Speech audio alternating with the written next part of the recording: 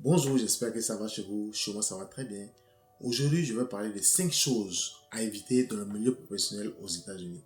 Quand nous arrivons, c'est pas de notre faute, hein. On ne comprend pas la langue, on ne cherche qu'à travailler. On se concentre sur l'argent et après, il y a des choses, des petites choses qu'on oublie en cours de route. Mais ces petites choses-là peuvent nous créer de gros problèmes sur le long terme. Je sais que nous allons arriver en avril. Il y a beaucoup de personnes qui vont passer pour leur interview. Ces personnes-là auront leur visa. Je confirme, ces personnes-là auront leur visa. Donc maintenant, c'est à vous d'aller chercher ce visa-là. Ok? Je vous dis, j'ai la bonne chance. Quand vous allez avoir votre visa, vous allez arriver aux États-Unis. La vidéo précédente que j'ai faite, c'était comment trouver un emploi aux États-Unis. Mais je ne serai pas à l'aise de vous laisser comme ça sans vous montrer aussi comment conserver cet emploi. Parce que à quoi ça sert de trouver un emploi et de ne pas pouvoir le conserver. Donc c'est dans cette optique-là que je fais cette vidéo d'aujourd'hui pour vous partager 5 astuces, 5 choses à éviter dans le milieu du travail aux États-Unis. Donc votre premier boulot, vous allez l'avoir, et 2, vous allez aussi savoir comment le conserver. Si c'est votre première fois sur notre chaîne, vous n'êtes pas perdu, vous n'êtes pas tombé ici par hasard. Ici c'est Béda de Happy Diaspora. Ici je vous aide à développer un mindset pour atteindre vos objectifs beaucoup plus rapidement. Je fais des vidéos sur la productivité, je fais aussi des vidéos sur comment développer votre présence en ligne. Et pour toutes les personnes qui vivent déjà aux États-Unis, ou bien pour les personnes qui aimeraient vivre aux États-Unis, je partage des trucs et astuces sur les États-Unis. Voici les thématiques que nous traitons ici sur notre chaîne YouTube. Donc, si l'une de ces thématiques-là vous intéresse, il y a 2 choses que je vais vous demander de faire. La première, c'est de vous abonner. Et la seconde, c'est d'activer la cloche de notification. Quand vous activez la cloche de notification, vous allez recevoir toutes nos vidéos et tous les posts que nous allons mettre sur notre chaîne YouTube. En fait, vous n'allez rien louper, n'est-ce pas? Donc, abonnez-vous et puis, bienvenue dans la famille Happy Diaspora. Comme je le disais tout à l'heure, je vais vous partager avec vous 5 choses à éviter pour conserver son emploi aux États-Unis.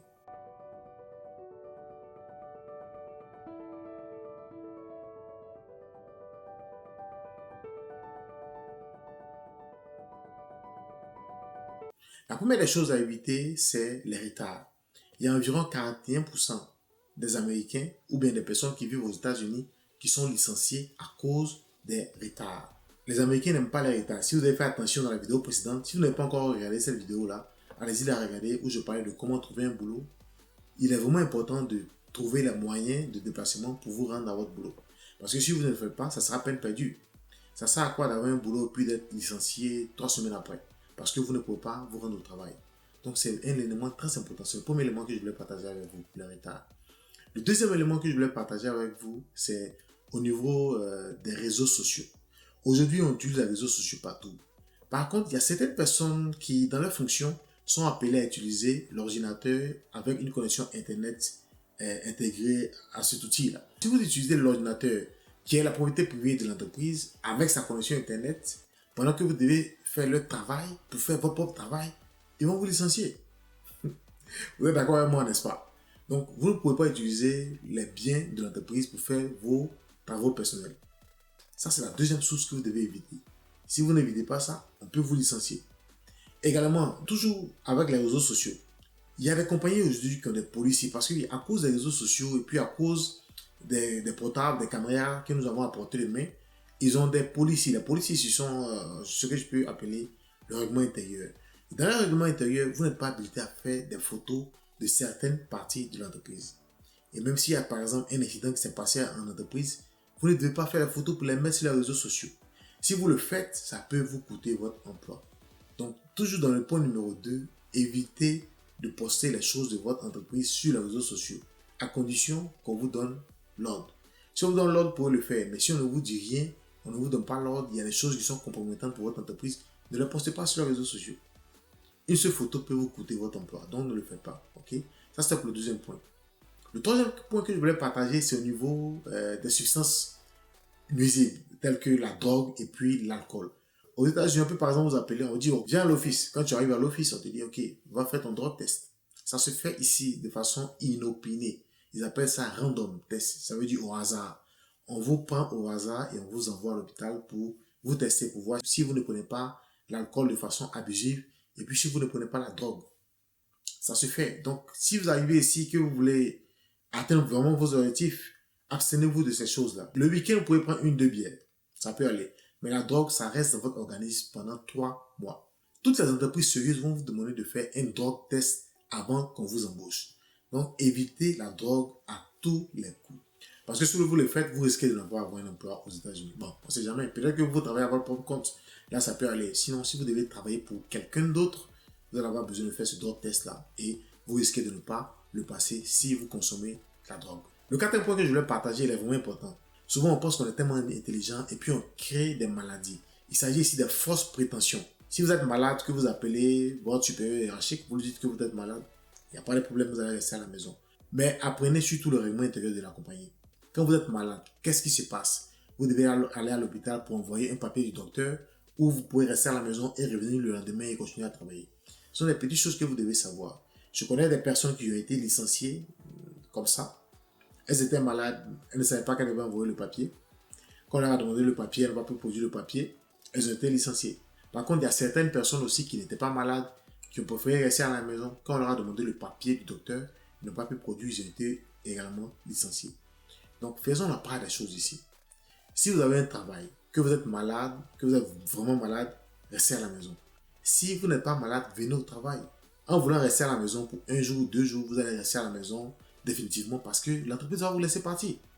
L'entreprise fait du business, il travaille pour gagner de l'argent. Si vous n'êtes pas là, la place que vous occupez, là, quelqu'un d'autre peut l'occuper. Donc faites un peu attention à ça.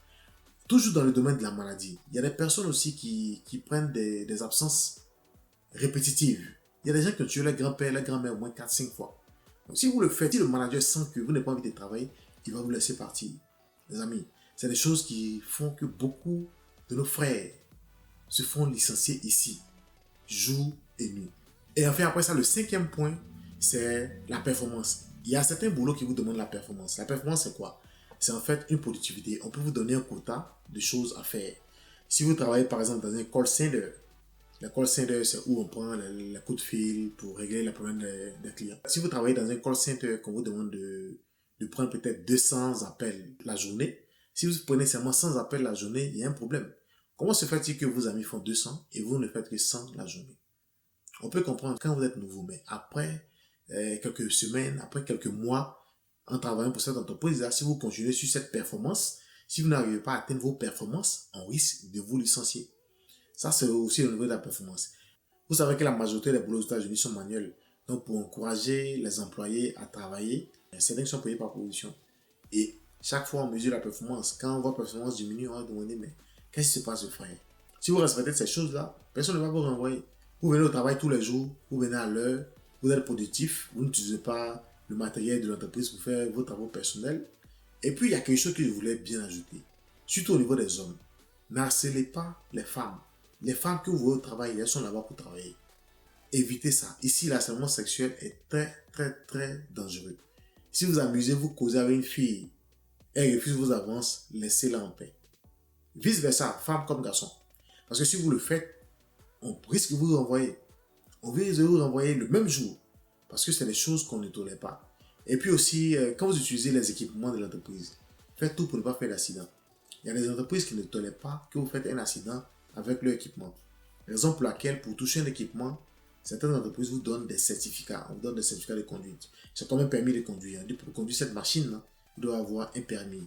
Le permis prouve que vous avez été entraîné et que vous pouvez le conduire sans faire de dégâts. Donc faites attention à toutes ces choses-là. Quand vous arrivez quelque part, observez bien ce que les autres font et puis demandez, posez les questions. C'est vrai que votre anglais ne sera pas bon, mais posez les questions. Parce qu'en voulant être calme, vous allez être calme à la maison parce qu'on va vous laisser partir. Donc c'est pas mon souhait qu'on vous laisse partir. La raison pour laquelle je vous ai fait cette vidéo-là. Cette vidéo-là vient un peu en appui à celle que j'ai faite la semaine dernière où je parlais de comment trouver votre boulot. Maintenant, vous savez comment conserver ce boulot. Et si vous mettez ces deux vidéos ensemble, vous allez pouvoir gagner de l'argent aux États-Unis avec votre emploi et enfin commencer à réaliser vos rêves. Les amis, voilà ce que je voulais partager avec vous. Si vous avez aimé la vidéo, mettez un like et puis partagez la vidéo. Si vous n'êtes pas encore abonné, abonnez-vous. Pour les personnes qui vont aller pour l'interview, je vous dis déjà félicitations parce que vous allez avoir votre visa. Ils vont mettre ce visa dans votre passeport. Mais n'oubliez pas de nous dire en commentaire, pour vous qui avez eu le visa, dites-nous en commentaire. On veut savoir, ok? Merci beaucoup et passez une bonne journée positive. Bye.